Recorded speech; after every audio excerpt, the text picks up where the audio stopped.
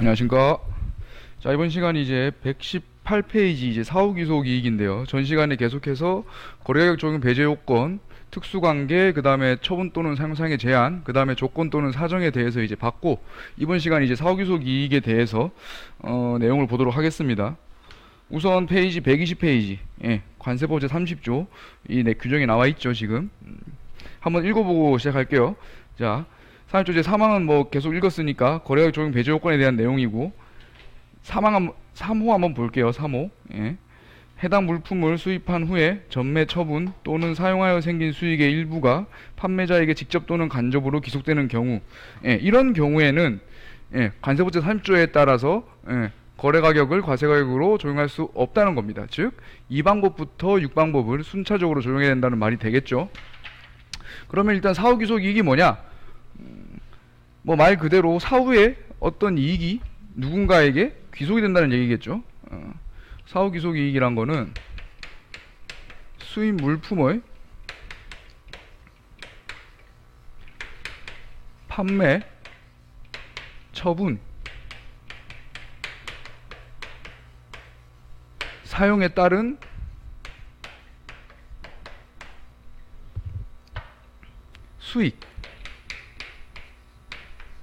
수익의 일부를 판매자에게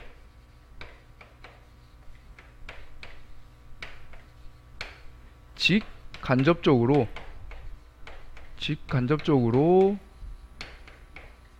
귀속시키는 이익입니다. 귀속되는 이익, 사후귀속 이익이란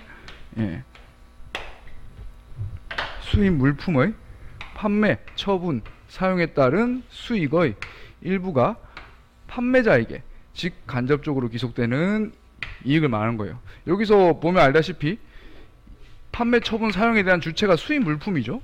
즉 수입 물품에 대해서 수익이 났을 경우, 사후에 수입 후 사후에 수익이 났을 경우에 이 수익이 판매자에게 귀속이 된다는 거예요. 이런 이익이 있다면은 일방법 적용을 못하냐?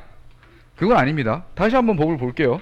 120페이지에 30조 제3항 3호 맨 마지막 단서 조항을 보면은 단 제1항에 따라 적절히 조정할 수 있는 경우에는 제외한다고 했어요. 제1항에 따라서 적절히 조정할 수 있는 경우를 제외한다. 제1항이 뭐였죠?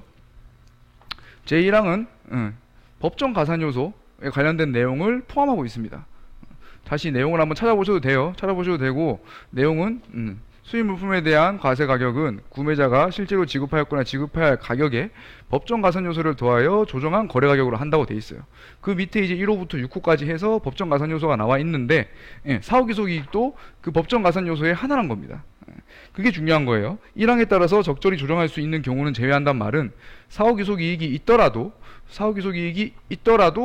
그게 계산이 된다면, 사후귀속 이익이 정확히 얼마인지 확인이 된다면은 그러한 사후귀속 이익은 실제 지급 가격에 가산이 되는 법정 가산 요소로 봐야지, 거래가격 적용 배제 요건으로서 관세법 제30조를 적용하지 않고 31조부터 35조를 적용하는 거래가격 적용 배제 요건이 되진 않는다는 겁니다. 아시겠죠? 그럼 사후귀속 이익 같은 경우에는 어느 경우에 일어나냐? 자, 수출자 A가 있고 수출자 B가 있습니다. 물건을 팔아요. 신제품을 판다고 치죠. 신제품을 판매하는데 수입자 B가 그러는 거예요. 수입자 B가 이 신제품이 우리나라에서 이게 제대로 팔릴지 안 팔릴지 모르겠다. 한번 팔곤 싶은데 사실 좀 약간 용기가 안 난다. 그럴 경우에 그럼 판매자 A랑 구매자 B가 합의를 해서, 그러면은 일단 이 신제품을 일단은 내가 싸게 팔게. 뭐 예를 들어서 개당 50불에 팔게. 원래 100불짜리인데 50불에 팔게. 대신에 이걸 국내에서 판매했을 때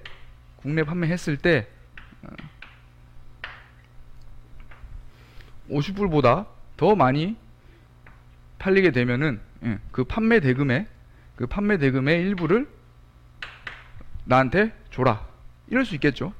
그럴 경우에 이 신제품에 대해서 구매자가 국내에 판매했을 때, 이 50불보다 더 큰 금액으로 팔게 되면은 그 수익을 A한테 주겠죠. A한테 주면은 그 수익 역시 이 신제품의 이 수입 물품에 대한 가치를 반영하는 구성 요소로 들어가겠죠. 이 수익도 신제품의 가격에 들어가지는 겁니다. 이럴 경우에 이제 사후기속 이익이라는 게 있는 거고, 지금 우리가 배우는 거래가격 적용 배제 요건에서는 이런 사후기속 이익이 신제품에 가산이 돼야 되는데 가산을 할 수 없는 거죠. 가산을 할 수 없기 때문에 이 수익은 과세가격의 일부를 구성하지 못하고 이 신제품의 과세가격 결정 방법 또한 원칙적인 과세가격 결정 방법인 1방법이 아니라 2에서 6방법이 적용이 되는 겁니다. 대충 이런 흐름이에요. 아시겠죠? 자, 그렇다면 처음에 아까 법 조항을 읽으면서 살짝 말씀드렸고 지금도 말씀을 드렸는데, 그러면 이 사후기속 이익이란 거는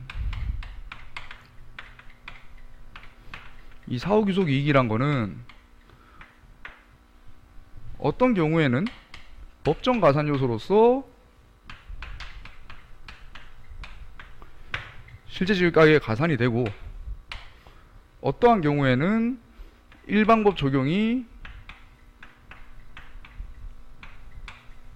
배제가 되는 거죠. 그죠? 자, 이 기준, 이렇게 갈리게 되는 이 기준이 뭐겠습니까?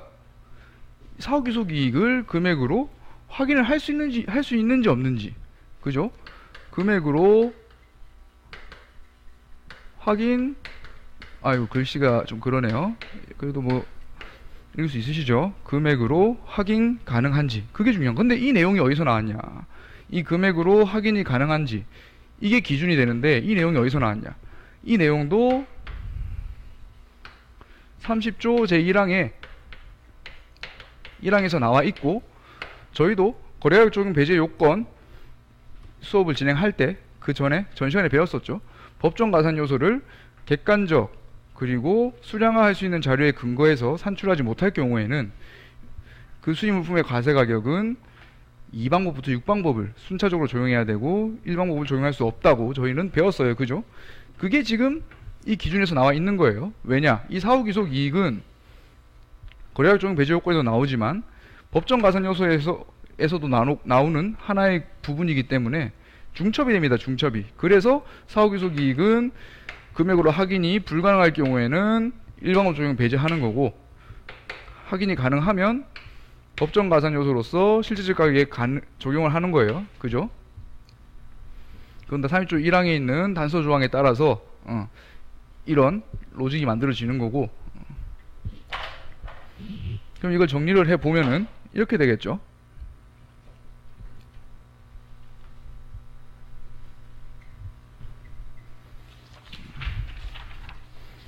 자, 일단은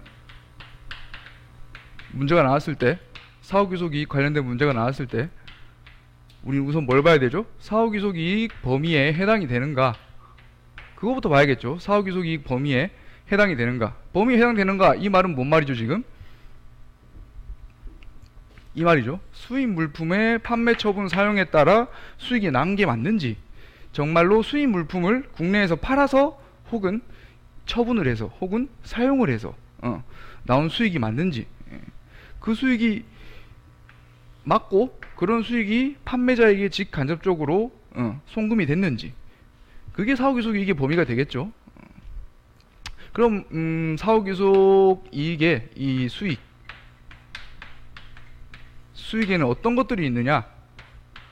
이 수익에는 물품에 따른, 물품을 판매할 때 나오는 판매대금, 그리고 임대료, 그리고 가공임, 이런 것들이 있겠죠. 물품에서 비롯돼서 나오는 수익들이 이런 것들이죠. 그러면은 제외되는 수익은요, 물품과 관련이 없이 발생한 수익을 나중에 수입자가 판매자에게 같이 줄 수도 있잖아요. 그죠? 그런 게 뭐가 있냐? 뭐 주식 배당금, 손익 조정 목적의 손금액.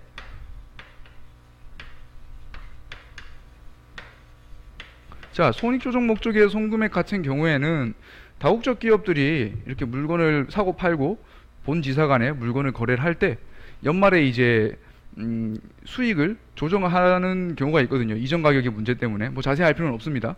여튼 다국적 기업 같은 경우에는 각 국가별 지사별로 수익을 관리를 해야 되기 때문에 그러한 수익에 대해서 조정을 하기 위해서 연말에 이렇게 왔다 갔다 할 수가 있어요, 돈이. 예. 이런 손금액들, 이런 금액들은 전혀 물품이랑 상관이 없죠. 그죠? 그리고 하나가 뭐가 있냐면 현물 출자. 예. 현물 출자 또한 뭐 물품이랑 크게 상관이 없죠. 이러한 금액들을 주는 거는, 구매자가 판매자한테 지급하는 거는 사후귀속 이익으로 볼 수가 없습니다. 진정한 사후귀속 이익의 의미는 판매 대금, 임대료, 가공임, 이런 것들, 물품을 비롯해서 나오는 수익들, 이런 것들을 얘기하는 거예요. 이 부분은 나중에 또 그 과세가격 산정 관련해서 배울 때 법정 가산 요소의 한 부분으로서 한 번 더 다룰 겁니다. 그때. 예. 지금 한 이 정도로 하고 넘어가고요. 예. 사후귀속 이익에는 결국 법정 가산 요소와 그 다음에 거래가격 적용 배제 요건에 관련된 부분이 중첩이 된다. 그리고 또 한 가지 주의해야 될 점이 조건 또는 사정 같은 경우에도 금액으로 계산할 수 있는 조건 또는 사정일 경우에는 실제 지급 가격에 포함이 되죠. 그죠? 그런데 처분 또는 사용상의 제한이 있을 경우에는 그러한 제한이 거래가격에 영향을 미치고 거래가격 제한에 영향을 미친 그러한 금액들을 확인할 수 있는 경우더라도 일반법 적용이 안 되는 겁니다. 그런 차이점 정확히 짚고 가셔서 다음에 문제를 이렇게 푸실 때 혼돈하는 일 없도록 하였으면 좋겠습니다. 조건 또는 사정에서 금액으로 계산할 수 있는 부분이 왜 실질 가격에 포함되는지는 제가 그 전 시간에도 말씀드렸었고 앞으로도 종종 계속 말씀을 드릴 거예요. 일단 이 지금은 사후귀속 이익에 대한 부분이니까 여기 부분 먼저 하도록 하겠습니다. 자, 그래서 사후귀속 이익은 이렇게 해당이 되는 거고, 자, 사후귀속 이익 범위에 대해서 우리가 검토를 했어요. 지금 검토를 했을 때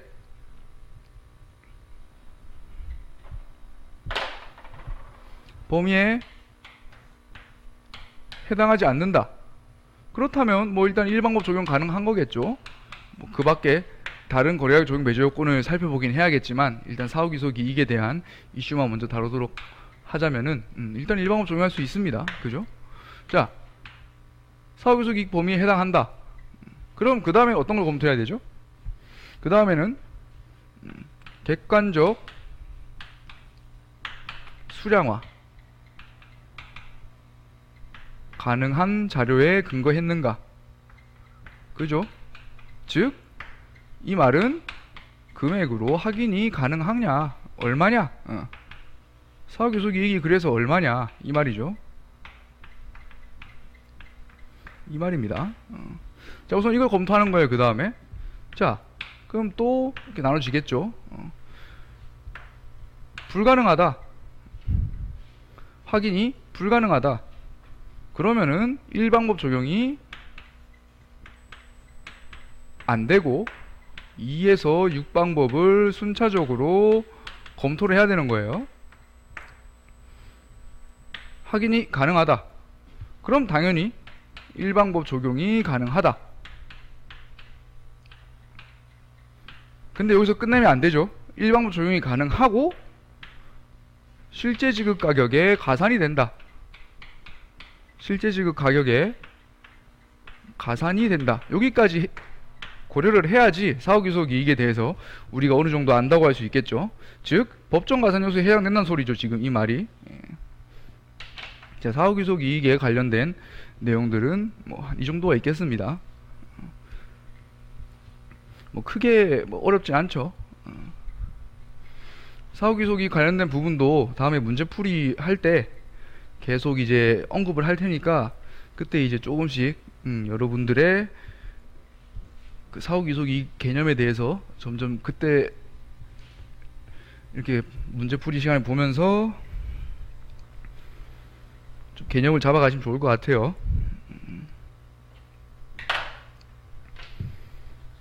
자, 그럼 이제 사후귀속 이익 예시 118페이지 예. 예시 한번 볼게요. 위쪽 내용은 지금 다 설명을 한 거예요. 자, 첫 번째, 판매자 S와 구매자 B는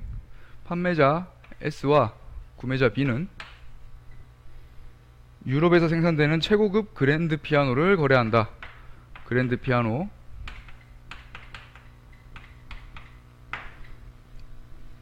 수입국 시장에서 수입 물품인 그랜드 피아노가 어느 정도의 가격에 팔릴지, 어느 정도의 수량이 팔릴지 예측할 수 없어 일단 한 대당 10,000불로 가격을 결정한다. 자, 일단 10,000불로 거래가 성립이 된 거예요.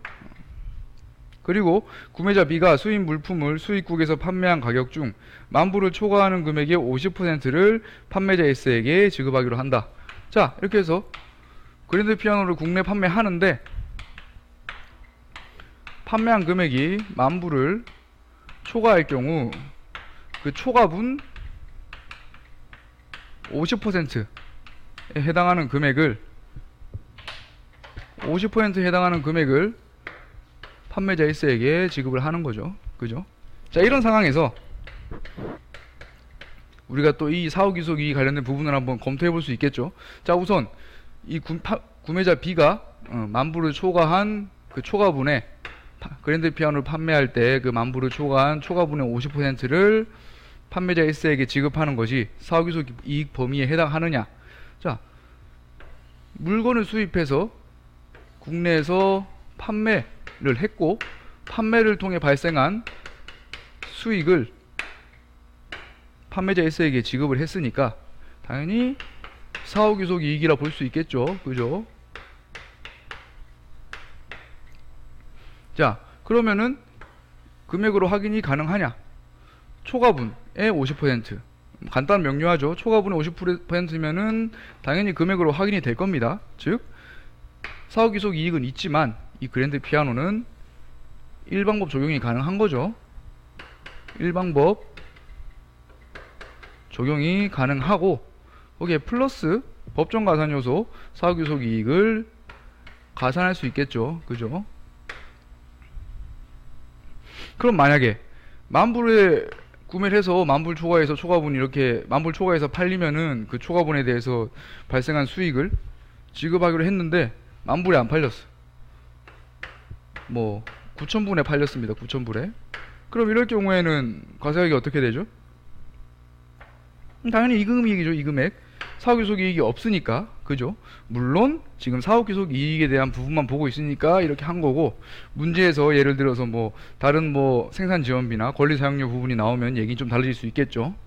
지금 이 상황만 봤을 때는 당연히 10,000불을 초과해서 판매하지 못할 경우에는 그냥 수입물품의 과세가격은 10,000불인 거예요. 아시겠죠? 자, 그 다음에 2번 볼게요. 금액으로 확인 불가능한 경우. 예. 지우고.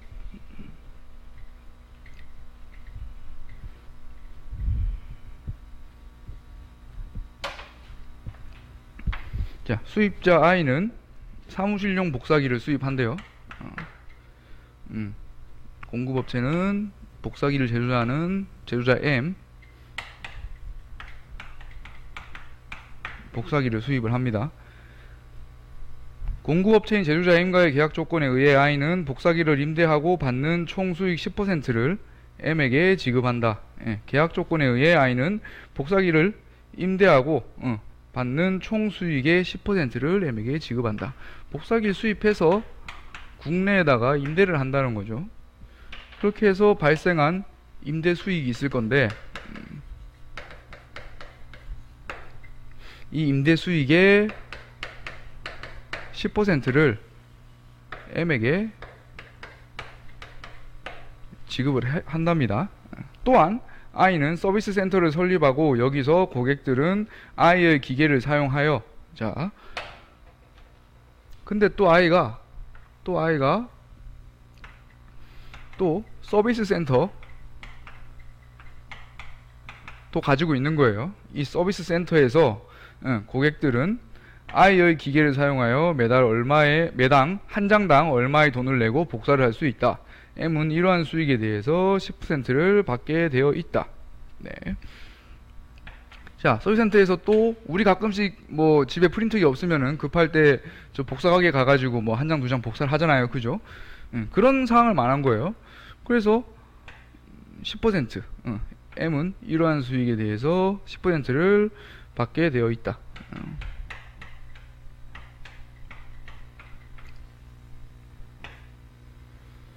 자, 그럼 이 수익의 10%도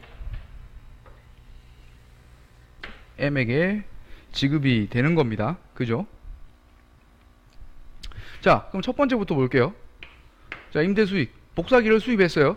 그리고 그 복사기를 임대를 해서 임대를 통해 발생한 수익의 10%를 판매자에게 지급하고 있습니다. 정확하게 사후귀속 이익의 범위에 해당하죠. 수입 물품에 대해서 국내에서 임대를 통해서 수익이 발생했고 그 수익의 일부를 판매자에게 지급하고 있으니까 이 금액은 사후귀속 이익이 맞고, 그 다음에 거래가격 적용 배제 요건에도 죄송합니다. 그 다음에 거래가격 적용 배제 요건에도 해당하지 않죠. 왜냐하면 임대 수익의 10%는 정확히 계산이 되기 때문이죠. 뭐 매달 10,000원에 임대를 해준다 치면은 그 10,000원에 대한 10%가 얼마인지는 계산이 되니까요. 그죠? 그렇기 때문에 이 부분은 금액으로 확인 가능. 그렇기 때문에 사후귀속 이익으로서 복사기 실질적 가격에 가산이 될 수 있는 겁니다. 그죠? 그럼 두 번째 경우는 어떨까요? 자, 서비스 다시 문제를 읽어볼게요. 지금 I는 서비스 센터를 설립하고 여기서 고객들은 I의 기계를 사용하여 매당 얼마의 돈을 내고 복사를 할 수 있다. M은 이러한 수익에 대해서 10%를 받게 되어 있다. 자, 일단은 좀 생각을 해 보셔야 돼요. 자, 일단은 이 사후귀속 이익에 해당하는지를 생각을 해 보셔야 됩니다. 지금 여기서는 I는 사무실용 복사기를 수입하고 복사기를 임대를 해줘요. 바로. 근데 이 서비스 센터에서는 이 M의 복사기도 있겠지만 다른 복사기도 있을 수 있겠죠. 그러니까 나눠서 생각을 해야 돼요. 만약에 M의 복사기만 있고 이 M의 복사기를 통해서 서비스 센터에서 수익의 10%를 지급한다면은 이것 또한 금액으로 확인이 가능하니까 사후귀속 이익으로서 실질적 가격에 가산이 되고 일반법 적용이 가능합니다. 그런데 만약에 I가 센터 운영하면서 사실 국내에서도 복사기를 뭐 구매하거나 할 수 있잖아요. 그죠? 국내에서 구매한 복사기랑 수입 판매자, 제조자 M한테 구매한 복사기랑 같이 이렇게 섞어서 나왔다면은